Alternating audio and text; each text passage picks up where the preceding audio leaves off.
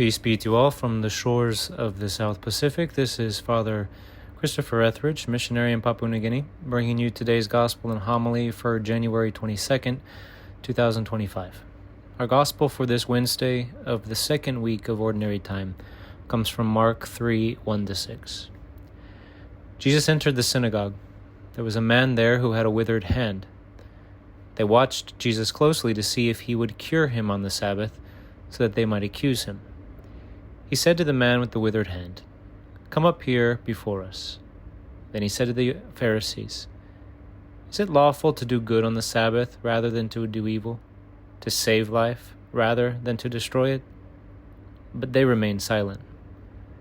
Looking around at them with anger and grieved at their hardness of heart, Jesus said to the man, "Stretch out your hand." He stretched it out, and his hand was restored. The Pharisees went out and immediately took counsel with the Herodians against him to put him to death. The Gospel of the Lord.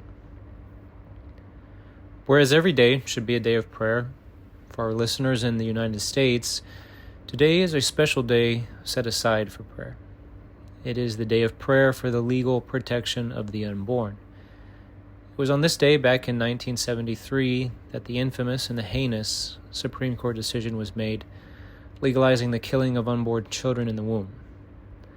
Although the most recent U.S. Supreme Court has since overturned Roe v. Wade, abortion continues to be a scourge and a threat to innocent life in the United States. Providentially for us, the very gospel for this Wednesday of the second week of Ordinary Time speaks about the gospel of life. Is it lawful to save life than to destroy? Asked the Lord. Even though the Pharisees remained silent before this question, we know that as Catholics, we cannot. In fact, in the opening line of his 1995 encyclical letter entitled The Gospel of Life, by the way, whose 30th anniversary we celebrate this year, St. John Paul II clearly affirmed, "The gospel of life is at the heart of Jesus' message. Lovingly received day after day by the Church, it is to be preached with dauntless fidelity as good news to the people of every age and culture." Allow me to say one word today in light of everything I just said. If we want to see the true gospel of life flourish, both in the U.S. and around the world, we need to be more than just pro-life. We need to be pro-eternal life. Aiming for holiness, working towards holiness, and hoping for holiness, all through God's initiative and grace, is the fail-proof way to really live the gospel of life. Legal protections for the unborn is a fight that must be waged around the world today. But the battle for a culture of life is much bigger than laws in the books. A cultural battle also needs to be waged. A cultural effort and a change in culture is what we really need. And that culture of life that we all want so much starts with you and me. It starts with our dauntless fidelity to the gospel of eternal life each and every day. Now, this eternal perspective, which really is the only true perspective of life, was the very thing that St. John Paul II appealed to at the beginning of Evangelium Vitae, his encyclical on the gospel of life. In essence, he said, the good news of the gospel of life starts with the birth of a baby.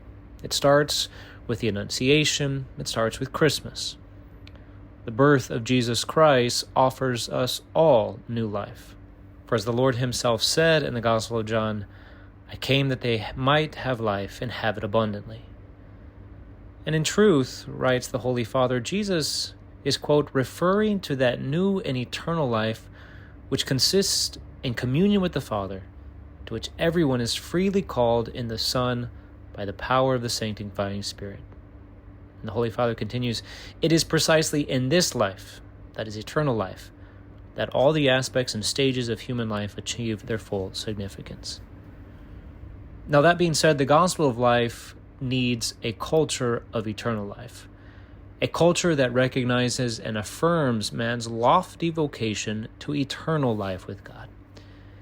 Such a culture needs Christian men and women who are convinced and coherent in how they live out that vocation each and every day. And that's the challenge that you and I face each and every day. To be those Christian men and women who are convinced and coherent in how they live the gospel of eternal life. As the Lord tried to show the Pharisees in today's gospel, they could not divorce doing good from keeping the Sabbath rest. So also we must not divorce dauntless fidelity in preaching the gospel of life from dauntless fidelity to living out our vocation to eternal life. They can and must go hand in hand. May our Blessed Mother, the ever-faithful Virgin, help us to live our vocations to eternal life to the full, and while doing so, also be fearless defenders of the unborn and their inalienable right to life. May God bless you.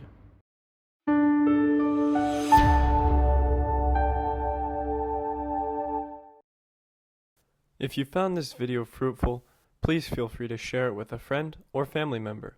Or if you would like to learn more about our missionary priests throughout the world and how to support them, please visit iveamerica.org.